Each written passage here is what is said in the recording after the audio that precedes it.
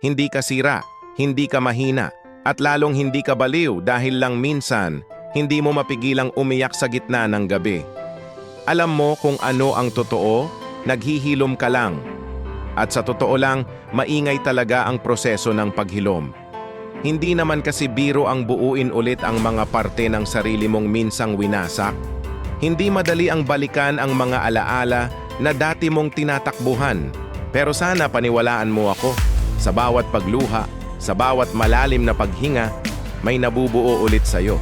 Hindi ito nangyayari agad-agad, pero dahan-dahan, unti-unti, may pagbabago.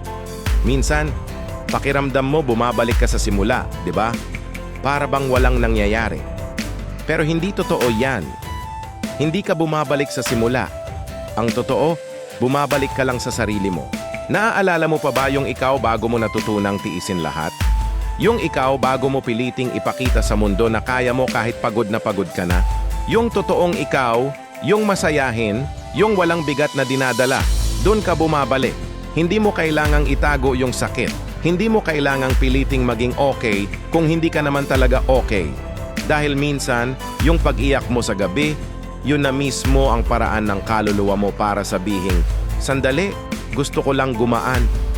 Yun ang paraan niya para bitawan ang mga bigat na matagal mo nang kinikimkim. Kaya hayaan mo lang. Hayaan mong marinig ang ingay ng paghilom mo. Hindi mo kailangang patahimikin ang sarili mong sumisigaw ng tulong. Hindi mo kailangang magpanggap na buo ka kung durog ka pa sa loob. Because you're not broken. You're not falling apart. You're just healing loudly. Normal lang masaktan. Normal lang mapagod. Normal lang umiyak. Ang mahalaga, hindi ka sumusuko. Ang mahalaga, pinipili mo pa ring bumangon kahit gaano kahirap. Pinipili mong harapin ang bawat araw kahit paunti-unti lang ang lakas mo. Isipin mo na lang, bawat luha ay parang ulan na naglilinis sa puso mo. At pagkatapos ng ulan, laging may bahaghari, laging may bagong pag-asa. Darating ang araw, magigising ka na lang na hindi na gaanong mabigat.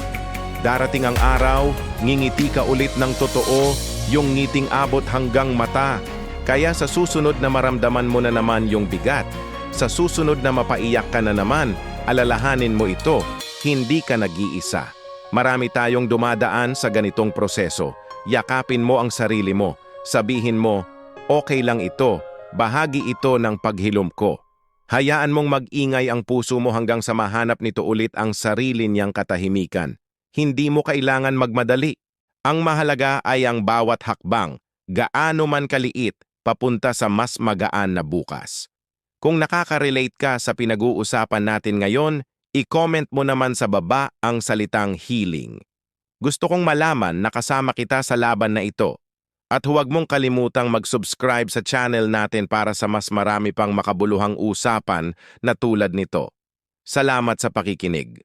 Mag-ingat ka palagi.